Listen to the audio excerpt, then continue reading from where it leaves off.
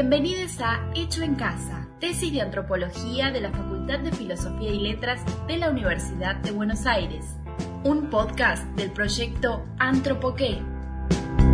Letristas, poetas, cantantes, atletas, pintores, dentistas, ciudades, familias, doctores, parejas. Mi nombre es María Solotini y la tesis de licenciatura que hice se llama Espejos genocidas, el homenaje al centenario de la conquista del desierto durante la última dictadura cívico-militar en Argentina.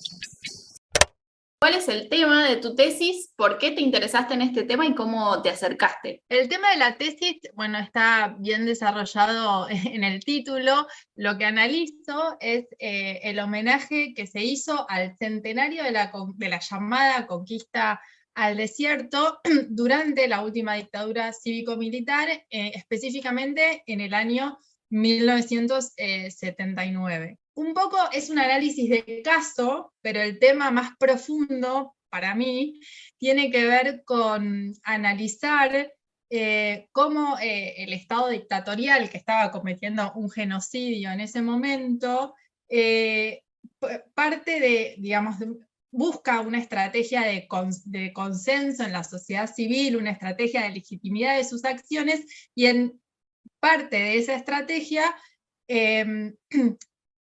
utiliza este homenaje para, de alguna manera,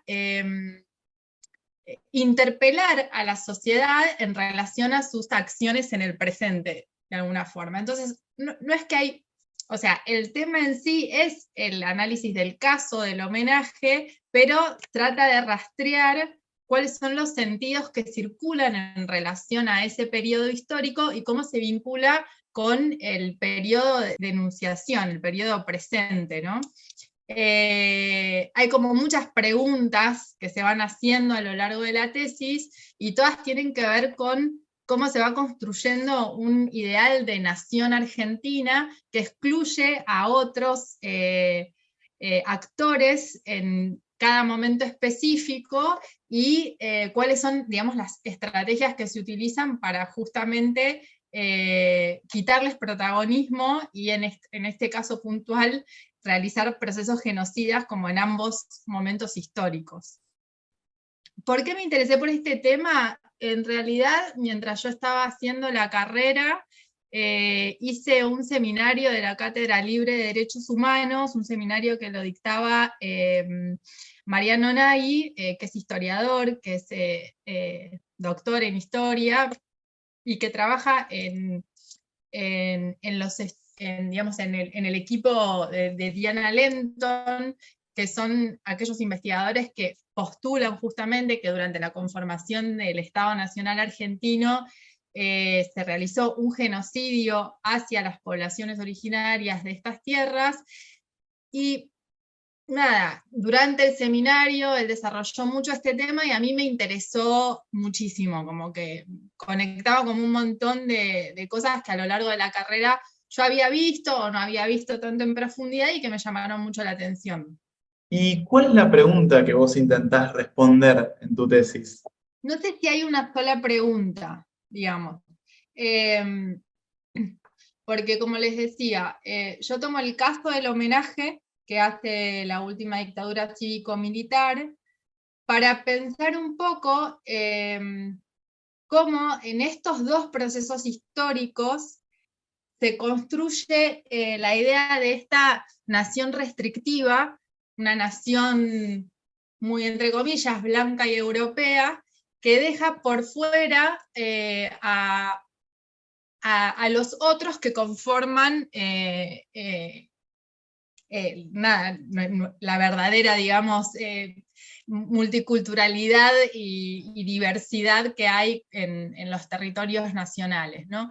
Entonces, si bien la pregunta es por cómo se construye específicamente este homenaje, los sentidos que circulan en este homenaje, cómo se construye este particular periodo histórico desde la concepción de la dictadura cívico-militar, las preguntas que están por detrás tienen que ver con cómo se legitima el poder, cómo se construye consenso en procesos muy violentos, que son los procesos genocidas, cuál es el telón, la pantalla más presentable, digamos, de estos poderes que por detrás están torturando, asesinando, están restringiendo voces, están aniquilando personas, ¿no? Entonces, la pregunta es más por cómo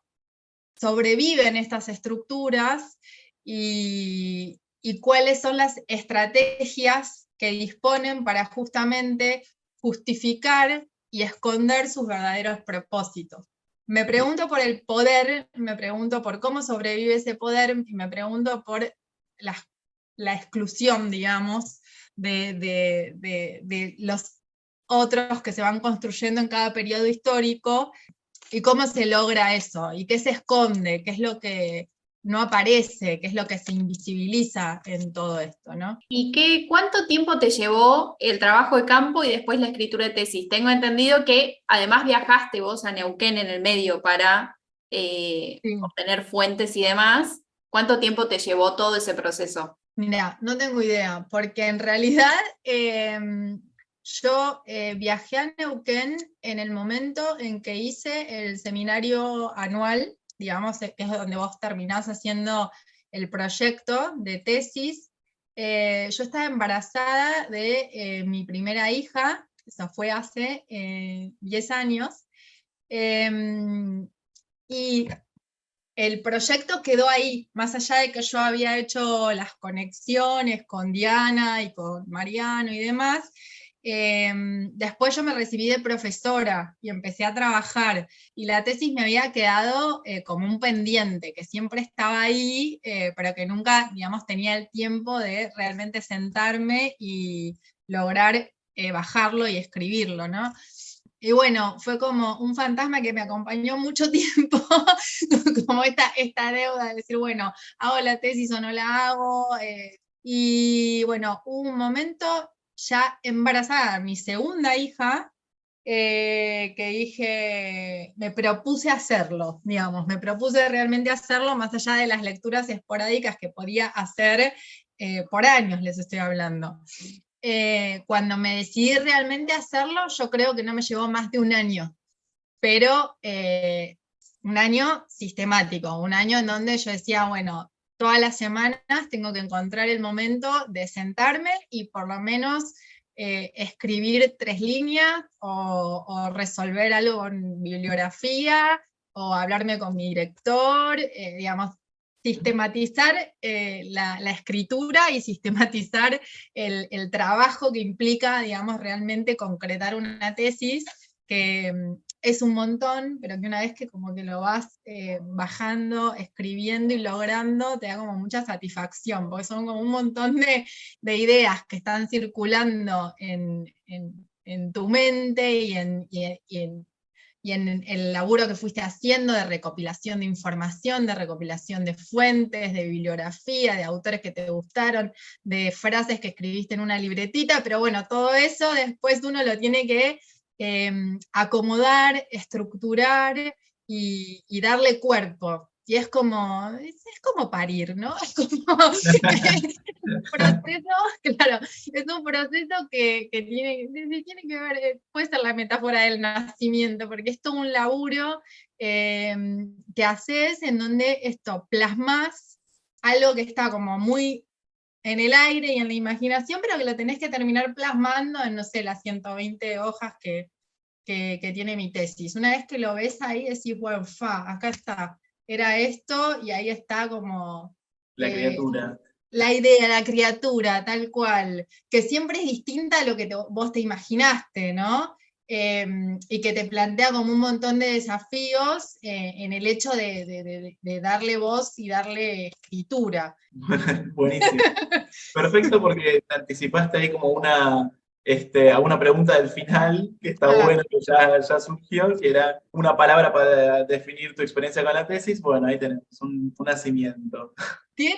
tiene algo de doloroso, yo creo, pero tiene también algo muy placentero que tiene que ver con el poder ver la creación, ¿no? Poder ver algo, algo del ámbito de la creatividad que uno pone en juego, porque uno piensa siempre, quizás que esto es como muy académico y demás, pero además de ser académico, además de tener toda la metodología rigurosa en la que uno se forma y bueno, en la que nos formamos como antropólogos para poder transmitir nuestras ideas, yo entiendo que tiene algo también muy vinculado a la creatividad y a poner en juego un montón de cosas propias que se van desarrollando a lo largo de la carrera, pero también las vas desarrollando ya como profesional, o bueno, en mi caso que yo ya estaba recibida y estaba laburando también en otros ámbitos,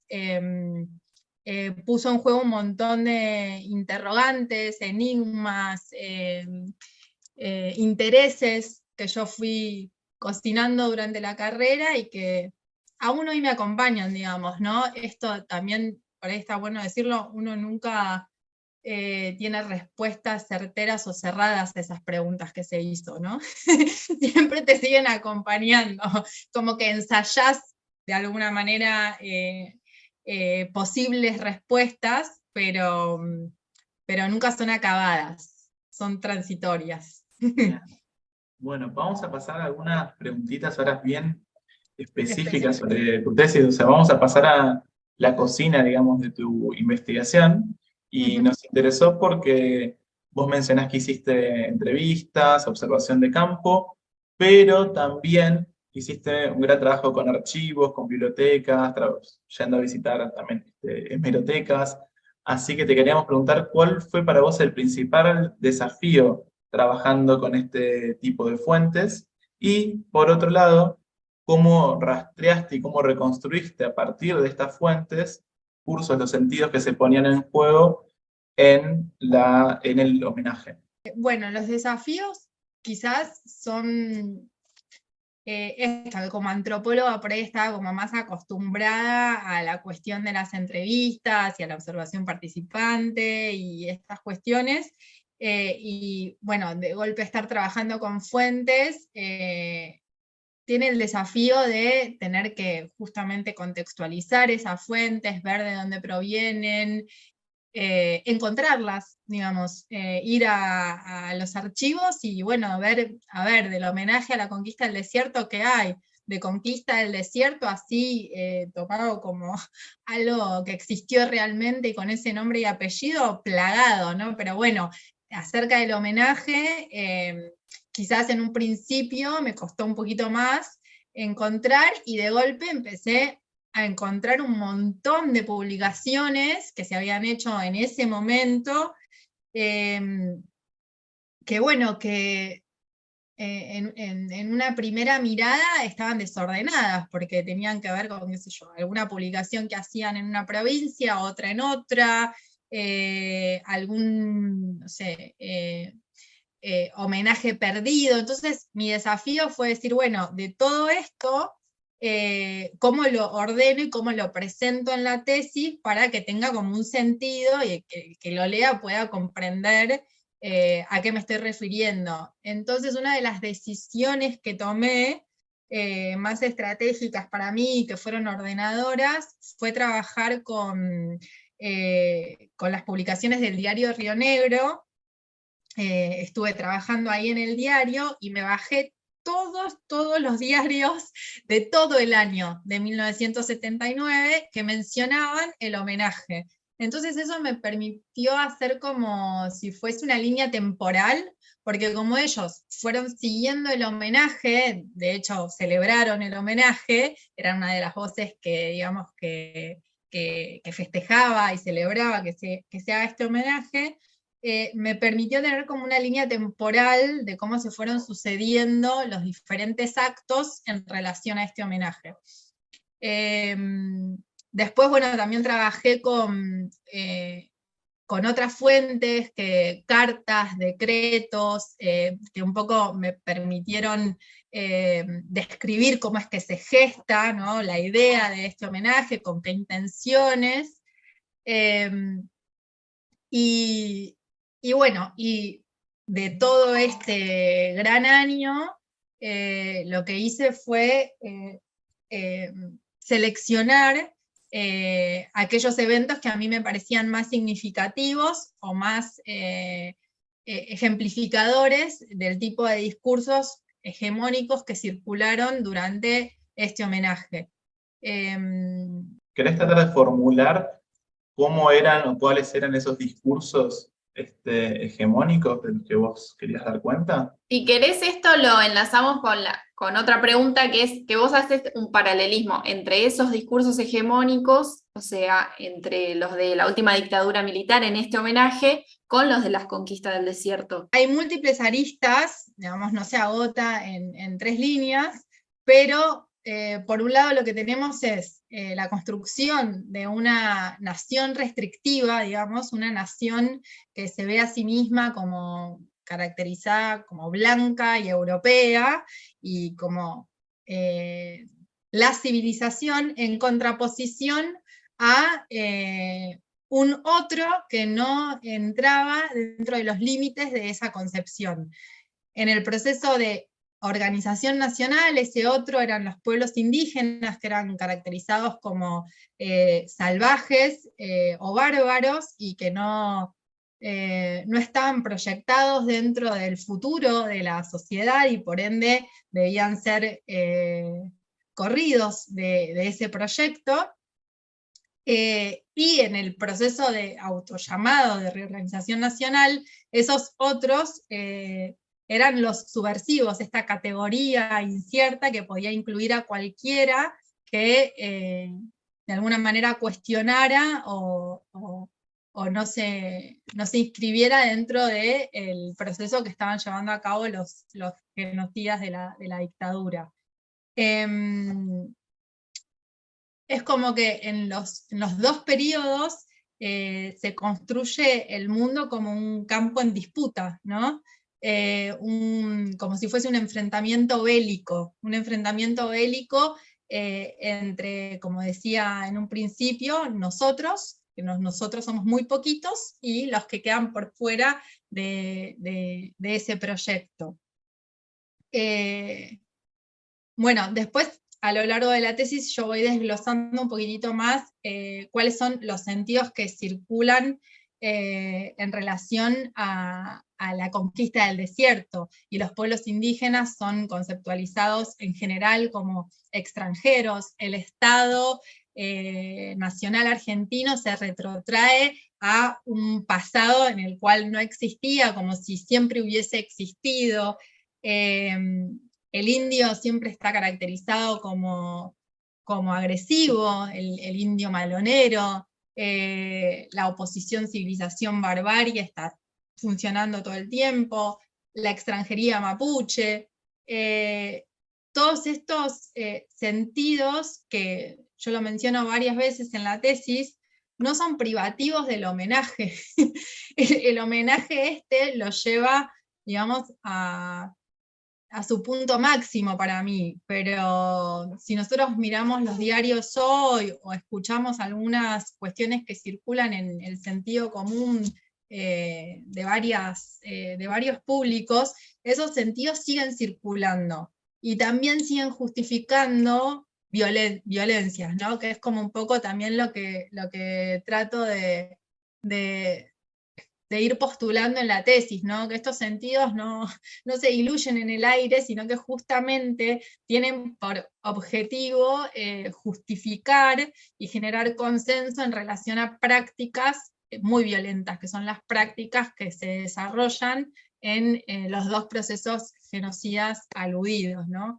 Lo que tiene mucho que ver con la importancia de lo que vos comentás bastantes veces a lo largo de la tesis, de reconstruir el pasado o considerar el pasado como un campo de disputa, Como un ¿no? campo de Se disputa. interpreta desde el presente. O sea, para desarrollar un poquito más eso, el pasado como campo de disputa, por un lado vos tenés estas construcciones hegemónicas que vienen a justificar estos procesos genocidas, y después tenés otros investigadores que van a analizar estos hechos desde otra óptica. Y ahí nos paramos en los investigadores que justamente conceptualizan a la conformación del Estado Nacional Argentino como un proceso genocida, y ahí se van a cuestionar qué es lo que pasó con estas poblaciones originarias, y en contra de sentidos comunes también muy instalados, se visibiliza que no solo hubo matanzas terribles de muchísima parte de la población, sino que también hubo muchos sobrevivientes que fueron víctimas de diferentes procesos de violencia, de desmembramiento familiar. Cuando vos haces este salto temporal para analizar la exposición del Museo Ambrosetti, puede ser un buen ejemplo, ¿no? De cómo se realizan diferentes interpretaciones de un mismo pasado, pero actualizado a un presente en un contexto completamente diferente. ¿Querés contarnos un poquito por qué haces este salto temporal Sí, y qué Sí, otros significados y aparecen? también contar un poco tu experiencia como trabajadora, que me parece que no es menor para cómo accedes vos a los archivos, tu posición como trabajadora y en esa muestra también, ¿no?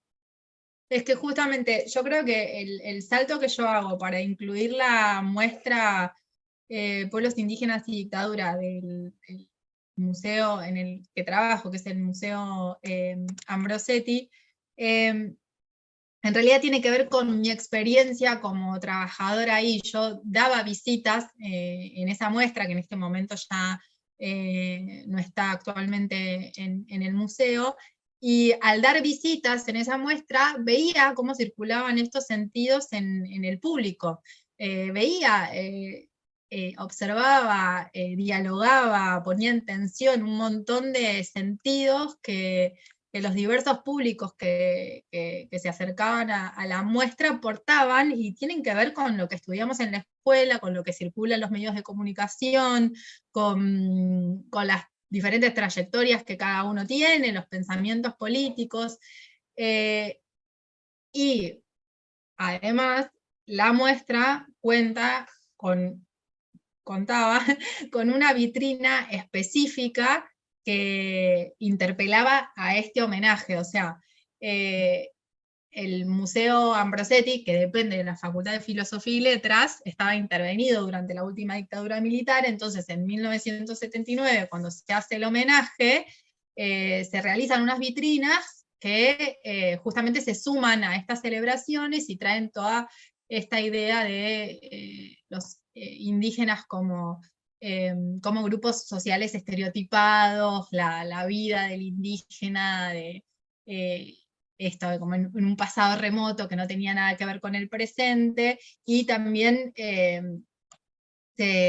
ensalzaba la imagen de Namuncurá, ¿no? Como la imagen del sincretismo y de la unión y de la convivencia entre los diferentes pueblos, y no se hacía ninguna mención a justamente el origen violento de la formación del Estado Nacional. No se hacía ninguna mención a estas campañas militares, a la ofensiva y a las consecuencias que tuvieron para los pueblos indígenas. Ahora bien, en la muestra Pueblos Indígenas y Dictadura, que justamente viene a visibilizar a los pueblos indígenas durante la última dictadura militar, su agencia política y las consecuencias que vivieron por su participación política y la represión de la que fueron sujetos, justamente la vitrina viene a cuestionar esto y se titula 2 siglos, 2 genocidios. O sea, toma el concepto de genocidio como el articulador entre los dos procesos históricos, que es también lo que yo hago en la tesis. Yo tomo el concepto de genocidio como lo que une a estos dos periodos históricos. No mencioné que también yo estuve trabajando con las fuentes que me proporcionó muy generosamente Diana Lenton sobre Jaime de Nevares, y ahí fue un proceso fascinante, o sea, estar viendo las cartas que él mismo escribía y tratando de entender cuáles eran sus anotaciones al costado de las hojas, y ponerte a pensar cómo se tomaban decisiones políticas en ese momento, ¿no? Esto que cuento en la tesis, que Jaime de Nevares con su grupo debaten internamente si presentarse a los festejos o no, ¿no? Y terminan decidiendo presentarse a los festejos, pero en esos festejos decir su verdad, ¿no? Y hacen esta oración que alude explícitamente a la tortura y la violencia y el secuestro, adelante de Videla, digamos, dicen eso, y me parece como sumamente fascinante poder pensar ese momento histórico desde este momento, que digamos claramente es diferente, y el valor que tuvieron muchos de los protagonistas de esta historia en poder expresar ciertas verdades que incomodaron y que después tuvieron consecuencias, porque dicen que siempre, digamos, que un general se acercaba después al clero neuquino, a donde estaba Jaime, le preguntaban quién había sido el sacerdote que había dicho la oración de los 100 años, y él siempre decía que él lo había mandado, ¿no? Y para quien esté interesada en tu tesis, ¿tenés alguna película, alguna canción o un libro para recomendarles? Me parece que un libro interesante es Historia de la Crueldad Argentina, que está coordinado por Osvaldo Bayer, en donde hay como diferentes artículos de diferentes autores y que, bueno, que van planteando un poco, si se quiere, los discursos contrahegemónicos, ¿no? O sea, como que van visibilizando la violencia y la crueldad que hay en nuestra historia argentina, y un poco para mí tiene mucho que ver con esta tesis, porque justamente el título de la tesis es Espejos Genocidas, digamos. Yo me paro desde este lugar, más allá de que estoy haciendo el análisis del discurso hegemónico y viendo cómo se construye esta narrativa oficial, ¿no? A mí me parece que es un librito que es muy interesante y que te puede abrir como diferentes puntas, porque esto, como también cada capítulo es temático, abordan diferentes aspectos de la historia, que me parece que a alguien que le llegue a interesar mi tesis le puede interesar mucho este libro. Hecho en Casa es un podcast realizado por el proyecto Antropoqué con el apoyo del Departamento de Ciencias Antropológicas de la Facultad de Filosofía y Letras de la Universidad de Buenos Aires. Antropoqué está formado por docentes, graduados y estudiantes de la carrera, quienes llevamos adelante un curso de antropología para jóvenes y diferentes propuestas que buscan dar a conocer las ciencias antropológicas a diversos públicos. Letristas